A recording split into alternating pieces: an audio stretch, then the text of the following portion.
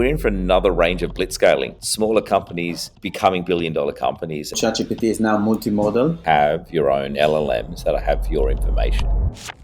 It's a big week. Yeah, I guess some big news is that Amazon plans to invest up to $4 billion in Anthropic, this sort of AI startup. I guess they're not as much of a startup as maybe some other startups, but Anthropic, the two companies, from what I understand, collaborate together to develop a reliable and high-performing foundation models. So I think the big thing here, I guess, additional infrastructure and competition to OpenAI and to Google. I guess they're trying to make it as Microsoft and Google more safe and reliable and accessible. There's a whole range of AWS customers, so I think that's going to be interesting. What do you sort of think about that? I think it's huge news. So Anthropic is definitely emerging as the anti-OpenAI alternative.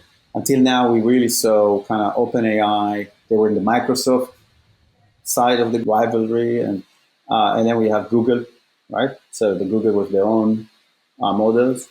And what is Amazon? Amazon is going to do all the models, going to make developer tools, and they're all about letting any development team use any model. That was their go-to market in a way. And basically now Amazon is saying we need a foundational model as well that we control. It's a little bit reminds me of how Google decided they need a browser. Do you remember that? Yeah, to compete with Microsoft. Yeah. They need to control where the destination of the internet was going, and the way to control the destination of the internet was to have a browser, right? So flash backward. We have a world where you've got Internet Explorer and you've got Firefox, and Internet Explorer is by far the leader. And there's no innovation on that because there's no interest for innovation. And then Safari, if you remember back then, it was crap. And Google says, well, we are like a website. So if we don't have, if we are at the mercy of the tech, the distribution, the technology that gets people to the website, if that's crappy, we will always be a second-tier player. Google going with Chrome is a massive thing that contributed to their rise to become a tech giant that they are, because they were not at the mercy anymore of the crappiness of Internet Explorer and the lameness of Safari, which, by the way, both Apple and Microsoft had no interest to making the web a fantastic experience because they were not making money out of the web. They wanted you on their platform, on the native application. Something similar is going on here. Amazon is saying we can't be at the mercy of the big, of the vendors of those modules. Tomorrow, OpenAI may come, like any other of those models would say, you have to only work with our cloud. You can't, can't install it on your Amazon instance. So Amazon is now baking a massive horse, which is a big deal. Yeah. And you know what? Let's see what Apple is releasing next. So I think they're investing 1.25 billion right now, up to 4 billion is what they're saying they'll do. And I think this gives them that competitive, playing field with the other big players. But it opens it up to all of the people, all the startups on AWS. And so I think I think it's a good thing. It's interesting to see how that's going to keep going, and we're seeing right now. What do you think about also what's happened with OpenAI announcing DALL-E 3 will be now part of ChatGPT or powered by ChatGPT? They made two announcements. They said, first of all, ChatGPT is now multimodal. That was on the cards for a long time, and now it's out. And then, by the way, we're hooking it into DALL-E 3. Those two things needs to be looked at as the move that happened in the last week. And by the way, it reminds you that a week ago, Google came up with their model, right? So there's definitely spying going on and trying to beat each other to the announcements and stealing each other's thunder. In a way, DALL-E 3 was always DALL-E was always like a toy.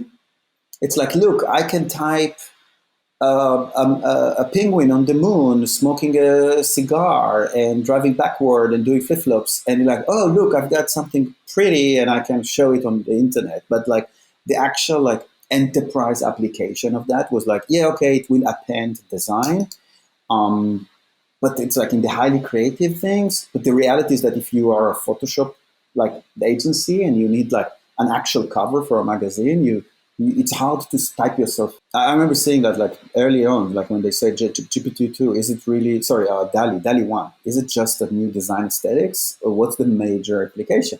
And I think the major implication is in multimodality, is in fact not just the creation bit, but actually like the ingestion bit, so to speak, right? So hooking this engine of generative AI creation into the ability to in my chat. So they say I can take a picture of something and talk about it, and then take that user flow that starts with like an actual picture of something in the world, and then chatting about it. You can start saying like, "Hey, here's a picture of a house.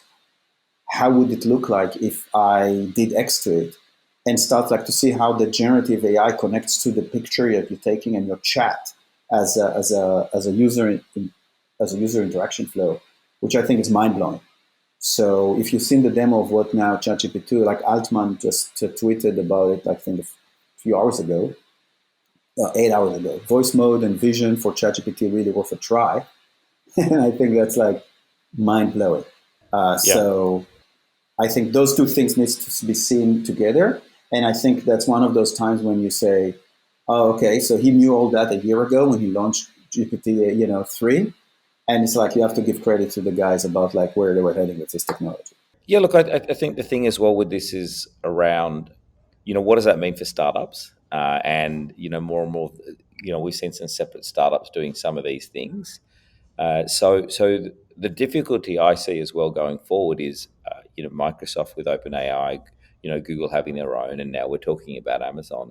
Is some of the startups that are playing in these spaces that have some of that functionality, really how they remain relevant is going to be the hard thing. And I feel, this is the challenge that I think a lot of people will face is what are the bigger players going to have functionality wise that they, where can they play that they're not going to come into? Because I think that's really important. With this, we're going to have new kinds, that ability to have applications that generate images real time is going to take us a whole new place, and I think that's going to be really interesting. And I believe this version's a lot more accurate, and you can be more descriptive with the prompts. So look, I'm excited about where this is going, but this multimodal is where we're going. We're talking about Google. I'm not sure we've fully seen all the details, and that'll be good to see what they're doing. But all three of these guys are having these multiple ways of doing things using generative AI, and I think it's exciting for the end user.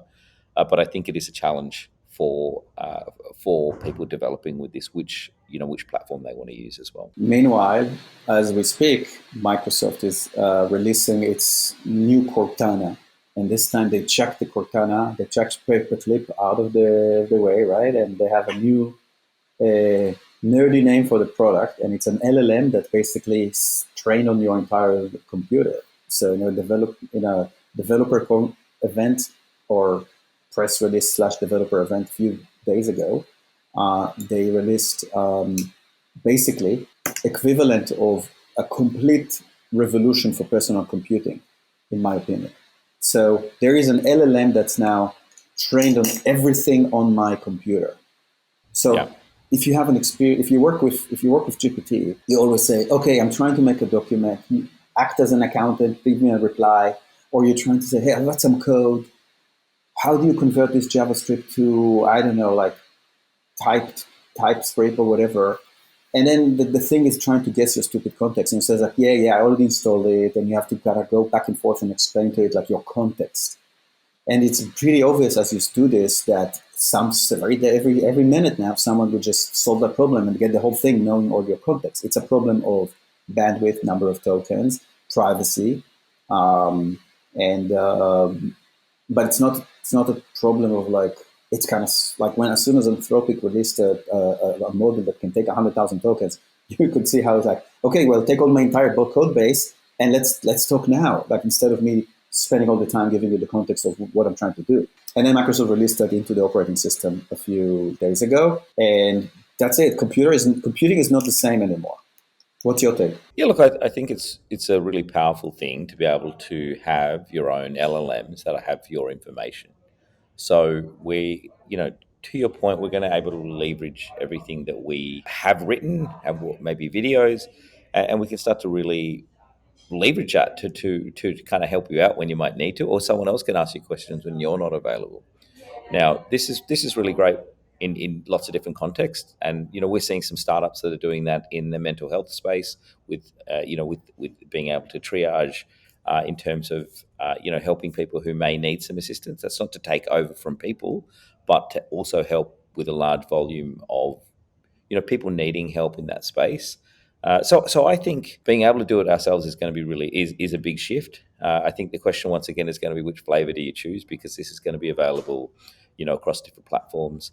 I think we've also seen startups that are working in this space. So I feel, once again, we're the functionality that's going to be provided out of the box from Microsoft or from Google or from Amazon, it's going to be really hard to develop. We're going to have some really niche solutions in there if you're going to have to stand out from why someone will use your solution. What does it mean for the innovation system in Australia? Look, I think it's exciting for the end user. They're having all these tools that they can start to use their own, content they've produced, things they've written, and leverage that. But I think for some of the startups working in this space, which we've seen working on these sort of personalized models, I think it's a bit of a problem for them to really understand how they're going to differentiate or why someone's going to pay for their product. And so with what we're seeing in this whole space, particularly in the generative, it's moving so quickly. We really need to keep evolving. The products need to keep evolving and find some really key functional things that differentiate from the big players. So I think that's one of the critical things that we have to see happening. At least from our point of view as a VC, that's what we've got to make sure. It's not going to be, that capture is in there. So I think it's exciting for the end user, and I think it's a bit of a challenge for some of the startups unless they have some niche uses of what they're doing or they have some additional functionality that's there. Let me also add something. So a few episodes ago, I talked about how there's $20 trillion worth of value in the current architecture of the web, which is client-server architecture. So I want to book a ticket. We always give the booking tickets example, as if like people booking tickets, like that's all they do. But anyway, I want to book a ticket, and I go to the vendor or the aggregator, and there's a competition on the ads that gonna get me there and so forth. And that's where a lot of the value of the advertising model. And if I had an assistant, an intelligent assistant, I told you, just get me the best deal, and that's a computer assistant. There's like a way, it's a very different process and value channels, value chains than the ad-based type, because this thing doesn't see the ads. It just API into the database that that gives them the best price. So it's a very different story. Microsoft is making a move here, and it's a way of saying like, listen, the operating system and the client server architecture of the future, it's an agent server. It's not a client. So it's not like a human on a browser in a laptop connected to the universe. It's a human that have an assistant, an intelligent assistant that it connects and help them and empower them with the co-pilot. And that's a massive shift. So if you want to be a startup, think about where do you want to innovate. Don't build another model. I don't believe. I mean, another two models maybe. Don't try to compete with the vendors, the tech giants on their fundamental tech. I mean, sure, someone should, but I would definitely look at like what does the enterprise looks like in that universe? What does service looks like? What does sick.com looks like in the world of agents as opposed to in the world of client servers? And all those industries will be shifted, and that's the right place to innovate, in my opinion. I think your point's spot on, just in terms of us moving towards this agent, not sort of sending out you being able to question things. So I see, books. We're not going to have books in the current format. There'll be LLMs. Everything will be trained on its own content, so you can be more inquisitive about it. And so I think this is going to cover almost everything that's produced. Will be far more questionable to bring out the insights, and so that's going to be really interesting to see. Just as we go along. I've got two more from the world of robotics for you. Not my Tesla robot, please. Yeah. So Tesla is launching, showcasing. So when I say Tesla, I mean Elon Musk tweets about it. He doesn't tweet about it. Now he lost the verb. What is he doing about it? He's Xing. Is Xing? That's not on the fly. Like it's still Twitter.com, I don't know what but it's called you can now. get it from X.com. Did you see the recent one when you can sort the object with beautiful smooth motions? It looks almost fake. It looks so smooth that it almost feels like it's fake. That's one of the things that I was saying. And I'm actually in the sort of latter part of the biography Walter Isaacson's biography of Elon Musk. And so when they first had the Tesla bot, they actually talked about how they were having the AI day, and I wrote about this when that came out as well. They had just someone dressed up in a suit. So it's really interesting to see this version of the robot. But it is so smooth. Look, I think this is interesting, what they're doing, their play. Once again, whether they will be just a car company, I'd really love to see how they utilize this. I think one of the key things that they do is they build the machine that builds the machine. And whether it be their gigafactory, their gigapress, it'll be interesting to see how they use these robots to build cars or to build other things, whether it be, in SpaceX or otherwise. And so, look, I think it's interesting what they're doing in terms of how that's evolved and the speed at which they're doing that at. How do you see that being used? My take is that the interesting bit is how they trained it, and they trained it with something called imitation learning, and it's like a cutting edge new way, or well, I'm sure it's not that new, but like it's the first like world stage demonstration of the capability of that technology, that research work, and they basically the robots kind of trained on video. Remember we talked about like the ability to train on video, and that's like a scary if you think about like opening up the entire universe of video out there for robots to train. So suddenly it's like, well, okay, they can learn anything. And speaking of, there's been a tweet by this guy, and he's basically showing how like remember the Boston Dynamics had like these cute dogs running around jumping. I don't know, they're cute, but yeah. Yeah, basically. They call it Isaac Gym something, train the robot dog by speeding up reality in a simulation. So he was able to train a dog robot to do the jumps, to do the flip flops, whatever, jumping on sofas, going underneath sofas, like all the stuff you expect a robot dog to do. But it was trained on a simulation. So it's just software training software. Yeah. My friend Eliezer Yudovsky, which is the voice of AI X-Risk, right? Extinction Risk, says, here's an example of how some people thought that you need real-world training, and that's hard and slow, but here's an example of like once AI achieved consciousness, its ability to train killer robots is instantaneous, because guess what? We can just simulate the whole thing, which is pretty scary. So that's like the dark side. The flip side is that we've got like phenomenal progress and breakthroughs in demonstrated that new types of machine learning algorithms, simulation and imitation learning, that are actually showing like really promising real-world results. I think the implications are huge. What we're also seeing with the Tesla example is this. They've just released a new model in terms of the way their cars, so the version 12 of autopilot, is trained exactly using that same technique. So we're seeing the technique is what's powerful here. It's how you apply it. So to be able to use this to train self-driving and now be trained off videos. And I think the funny thing in that one, just as an example, is they train cars on videos to stop at stop signs. And what happens is the cars, because they can't find any cars that actually physically stop. In fact, the Tesla cars don't come to a complete standstill, then they check. And that's because it's trained on video, real life video, and they couldn't find the majority enough video where people actually stopped all the time. But what I like and what we're seeing is that's one use case. We're now seeing another use case where they're training robots. And there's going to be many other use cases of this as we see. But that whole technique and the ability to do that is going to open up opportunities for many startups and for companies like Tesla as well. Once again, this is another step forward in a new way to kind of not necessarily have to have all of this data. I think both between the simulation and being able to train on video is going to be huge. Look, I had a big week. I was in Melbourne last week, Draw, and I went along. I had a really interesting event. I went to the Synchrotron, which is a particle accelerator that's in Clayton in Melbourne. We had a fireside chat with a really interesting guy, Chris Yee, who's written Blitzscaling with Reid Hoffman. And, we talked about, Blitzscaling, which is their book, which, was one of the best-selling books in 2018, talked about this new shift of companies like Airbnb and Uber, how they were able to use a technique called blitzscaling, which is really find product market fit and then really go hard, and how that will apply in the AI space. And it was really interesting. But what I saw there, and thinking about what could be done with that particle accelerator, blew me away.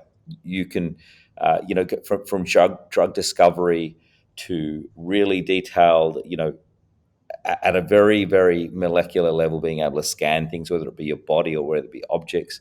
And I think the combination with, with those sort of quantum, using those techniques with AI is also another game changer. So one of the examples that we looked at is, I don't know how much you're into horse racing, but there's a famous Australian horse, Far Lap, and Far Lap died, and they couldn't work out how Far Lap, whether Far Lap was poisoned or whether Far Lap, I think it was arsenic that was found. So I couldn't tell if the horse was poisoned or it happened by accident. And what they're able to do with that machine is analyze a strand of hair, and depending on where in the hair the arsenic, they could kind of detect at a particular point in time to see whether the horse whether it happened a few hours or over a number of months. And look, I think this kind of technique and using this combination, we're going to with AI as well, is going to create some really, I think, can move us forward as a species, because we'll be able to do things we've never done before when it comes to growing. They're looking at specific components of things that are only found in Australia, that have medicinal purposes, and identify the compounds that are in there. So this drug discovery, we're going to solve problems. We're going to live longer through being able to use a combination of AI and those techniques. So super exciting, and it's great to see it happening in Australia. Love it. I'd love to. I'll have to spend some time. Thanks for sharing. I need to research this. This is super interesting. Yeah, and I'd love to get Chris on. Maybe we can have a chat with Chris one day as well. I did talk to him, because I think we're in for another range of blitzscaling. These smaller companies becoming billion-dollar companies, and so we talked a lot about that as well, as around this opportunity with AI to develop smaller companies that have far greater valuations, far greater value, and so it's an exciting time. Exciting and scary. It's exciting and scary. I think. Look, I feel like I have this conversation every day with someone. I have some relatives that are visiting from the US, and they're talking about the negative a lot, and I'm saying the negative provides an opportunity to have a solution. So I think the cat's out of the bag. We can't ignore that. So I think we need to solve all these problems, and that's why we're doing what we're doing. I think there's real opportunities. We need to use this for good, but I equally understand that there are people that will be not using this in the way we see it. And I think that's where we need to also fund companies that are going to solve those problems and support people in that space as well. Here. Great week. Great week in AI. We'll catch up next week. That's another week in AI, isn't it? I'll catch you next week.